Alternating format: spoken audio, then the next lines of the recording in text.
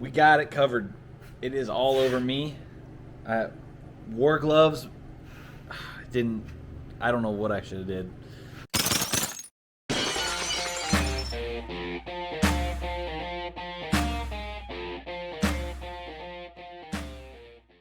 Welcome back, everybody. Tim over here at Higgs Garage, and today we are getting back on the beast.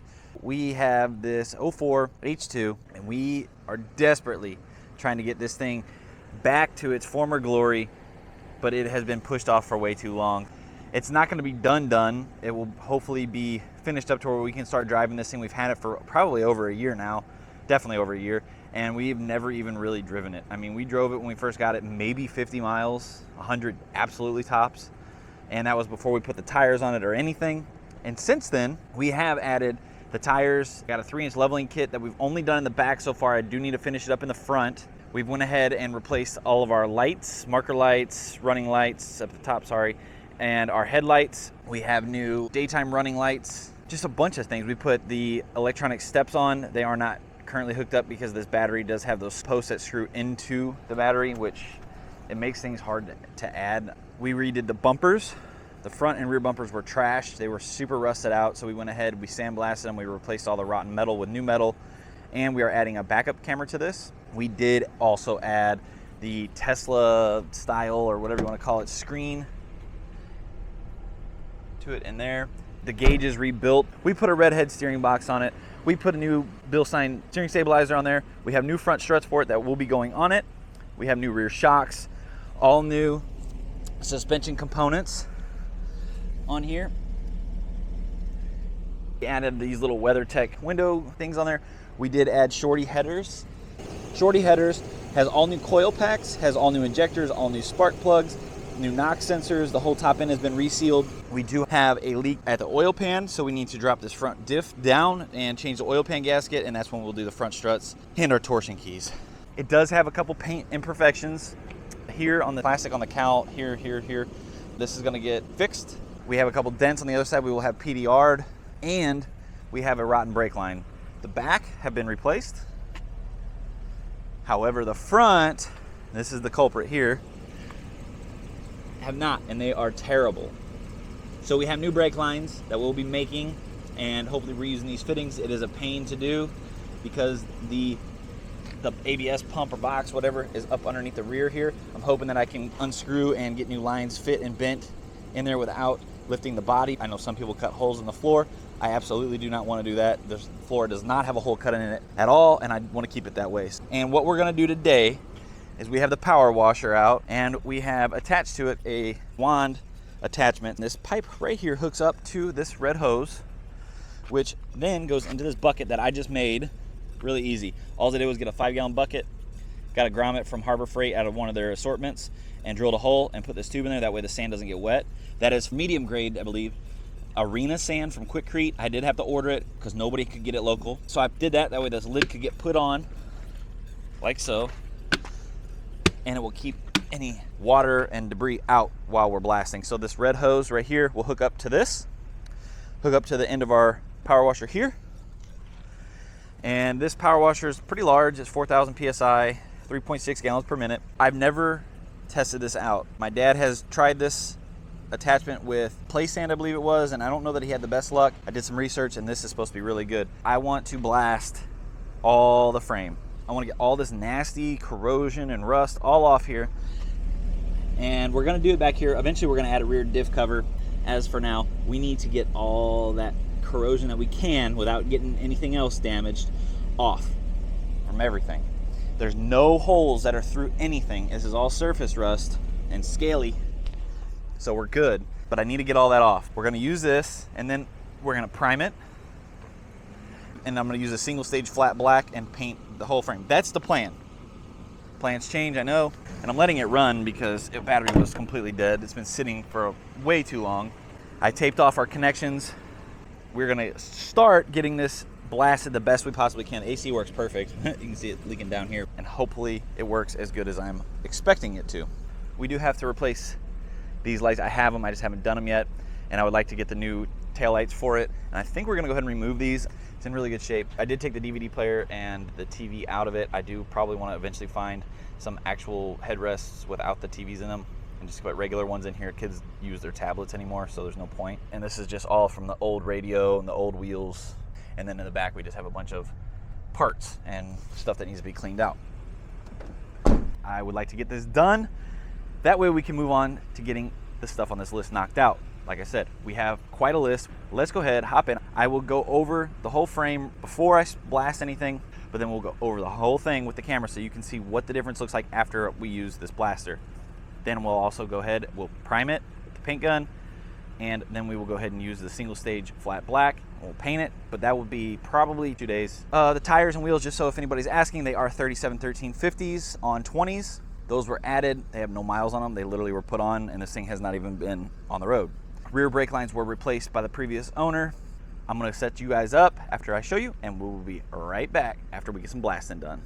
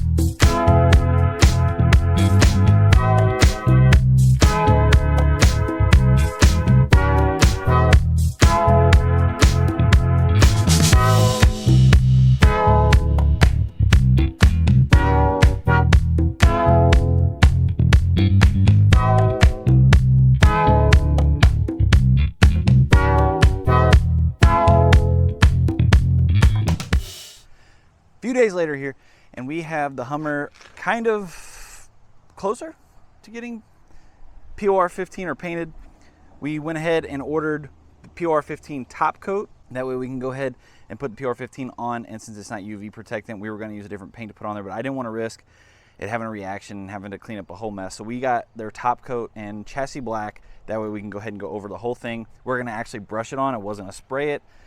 I fear overspray is going to get on stuff that I don't want it on, and that's POR 15 does not come off very easily, so I'm going to try to avoid that. I'm going to brush it on. In the future with this Hummer, we would really like to, if we keep it and we're going to do some stuff to it, we'd like to do the Duramax swap to it. That's kind of future big plans for it, put it on a big lift kit and stuff like that. And when we do, we would be pulling the body off this, and then we could go ahead and actually have the frame sandblasted completely, and I mean every nook and cranny, and then we can have it either powder coated or paint it again, spray it, and I think it will look better.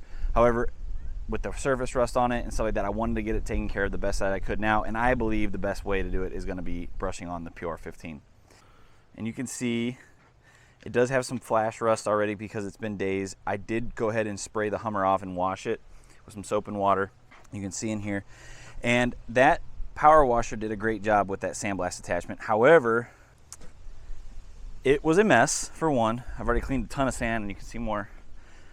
And the weird angles started getting water back feeding into where the sand was and kept plugging it up. So it was actually taking longer. It was very difficult after that started happening. So on this side, we went ahead and just put a zero nozzle on the power washer. And the power washer is pretty powerful, 4,000 PSI. And it got most of the old, I want to say somebody either fluid filmed or did some type of undercoating on this. It got almost all that off. You can kind of see those silver marks there. That's bare metal. And then the surface rust. Well, the surface rust I wasn't too worried about because that's what POR 15 needs to adhere to. I just wanted to get any scale and any big chunks of paint or undercoating, anything off of there that I could. So that's what I did. So this side isn't as clean as the other side. I wish it was. But once again, we just want to stop this rust, and we want it to look nice and clean. And then in the future, if we go through with our plans, we'll pull this body off, we'll do the Duramax swap, and we will end up powder coating or painting and sandblasting this whole frame, or sending it off to have that done. We need to go on to the next step, which I blasted it and cleaned and washed and try to get as much sand and debris out that I can. So I think we're good there. What we're gonna do next is spray the cleaner degreaser. Then we're gonna do the metal prep.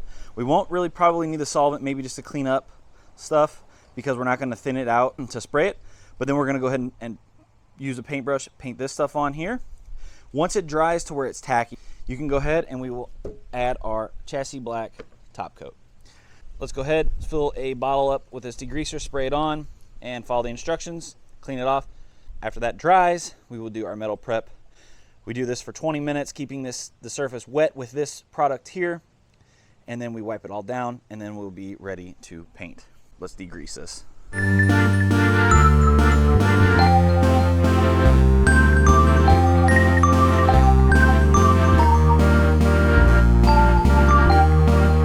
Now, we've degreased it with the degreaser. You mix that 4-to-1, by the way, with water, hot water.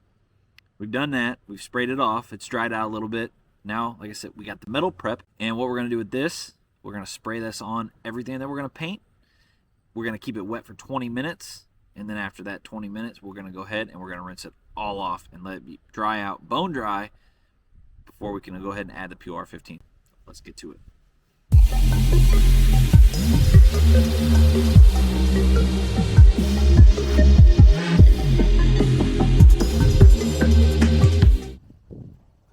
It's wet, but it is cleaned, degreased, prepped, cleaned again.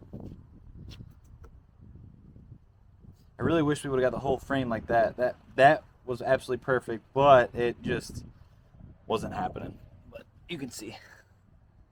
And that PR15 will look just fine on there. It'll cover it all up. It's not a lot of rust. It's just surface.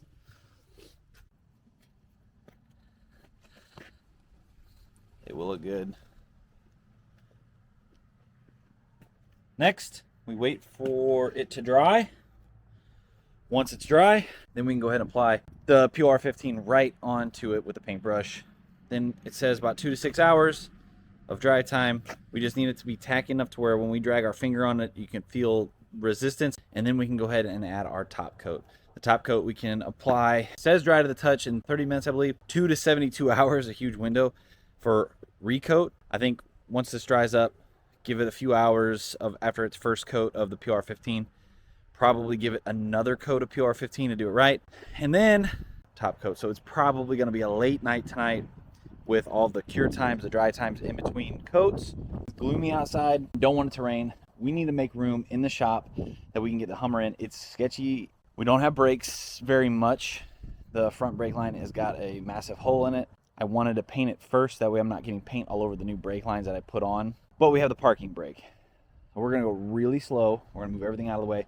And we're going to get this thing pulled in. That way we can coat this up. And I can turn the heater on in there because it's getting a little chilly at night out here. It's even a little chilly now even, which is less than optimal. It will keep it warm enough that hopefully this stuff can cure and dry. And we also have light and out of the elements. Next stop, shop. Let's clean it up. Get this big beast in there.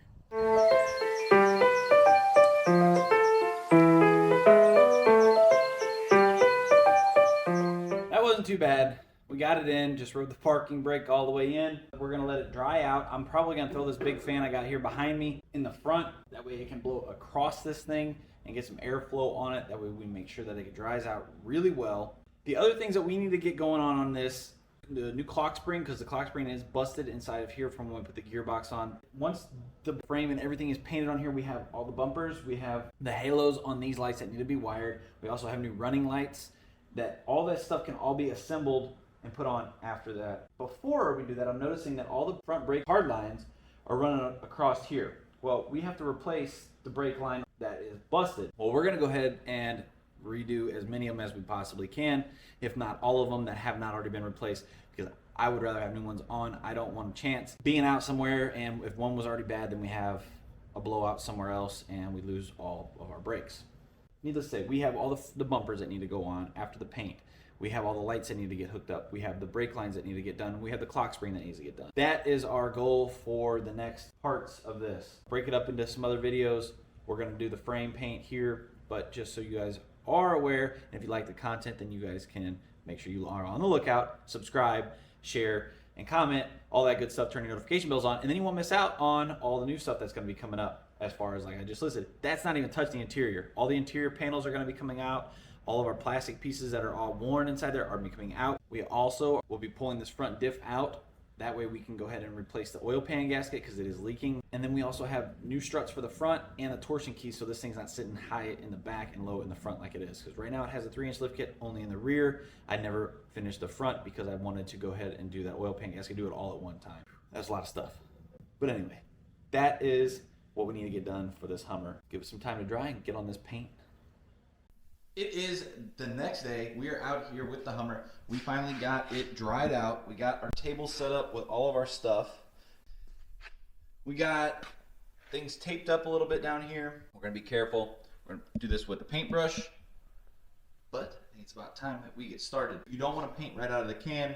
I'm gonna open the lid. You don't wanna shake it, you wanna stir it. I'm gonna put blue painter's tape around the edge of the rim and then make like a V, and I'm gonna pour it in another cup. And the reason I'm gonna do that is because when this stuff dries, it is like impossible to get those lids back open. Hopefully that we put the tape on there, it'll kind of prevent it and it'll make it a little bit easier to pour so we're not spilling it, making a mess, because when this stuff gets on you, it does not come off very easily at all, which is good for when we're applying this stuff, but we don't want that on our skin, on the floor, on the table, all over the place that we don't want it. Gonna go ahead and get that stuff prepped and set up, and we'll start right back here at the rear and work our way all the way around this big old Hummer.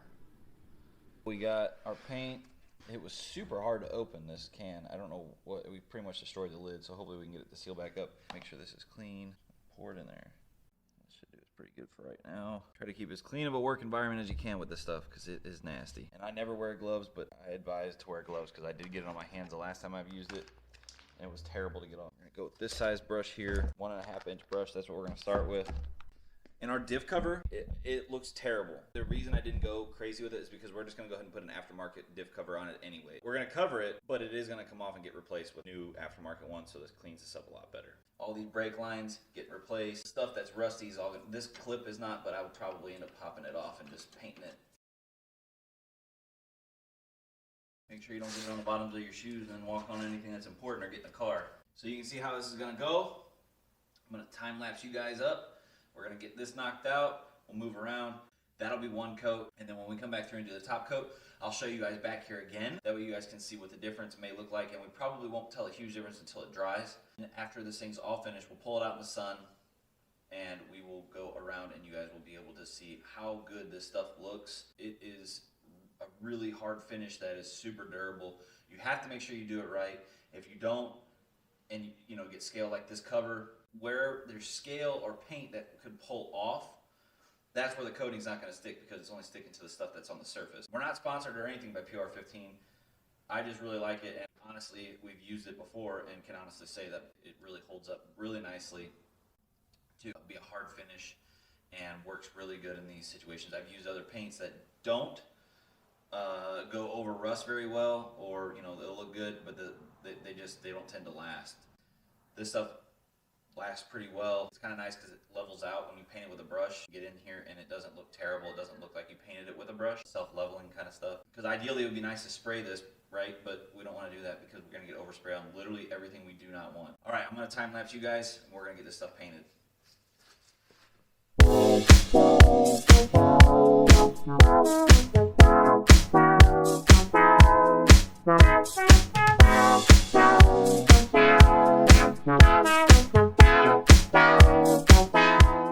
We got it covered. It is all over me. I wore gloves.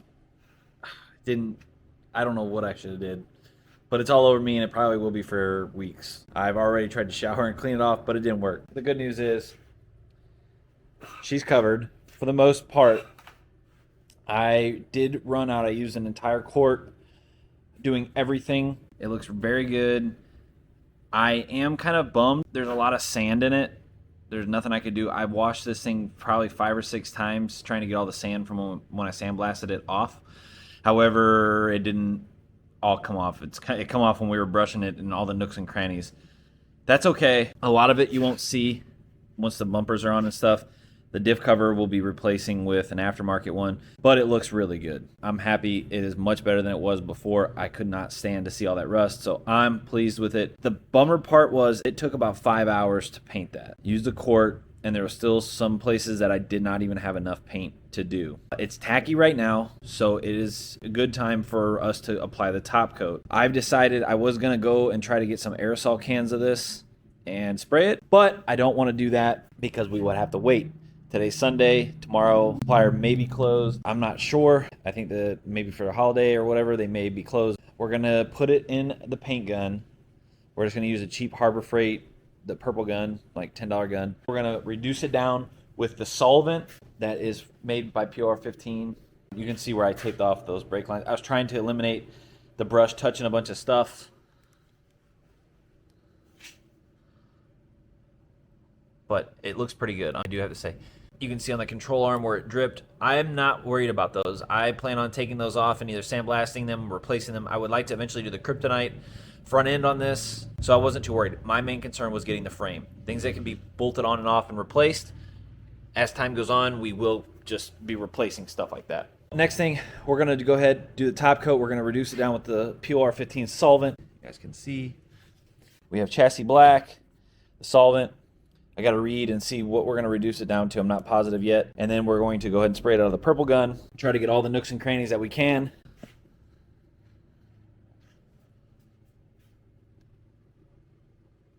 And I think it'll turn out just fine.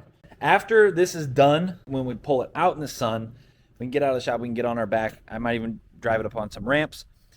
I would be able to go ahead and see if there was anything we missed. And if there was spots we missed, I will go ahead and get some aerosol cans of it and I will just hit them up. That way we have 100% coverage from what we're able to do without a lift and pull the body off this thing to prevent any future rust. And there was nothing that was problematic. There was no rust that was causing a hole or anything like that. It was purely surface rust that looked terrible, and I didn't want it to be a problem in the future. That's kind of where we're at with this. So before my mind gets any more occupied and not able to focus, I'm going to go ahead, I'm going to look and see what we're going to reduce this down to. We're going to mix it up, put it in the gun. We're going to spray this stuff all over everywhere we can. Try not to get any more on us than we already got. Try not to get overspray on anything. We're going to keep the pressure low. I think we'll be okay. The shocks I tried to keep clean. They're brand new. We'll probably run them for a little while and eventually put a little bit larger of a lift kit on this thing anyways. All right, back to it. Mix up some of this paint, put it in the gun. Let's get spraying.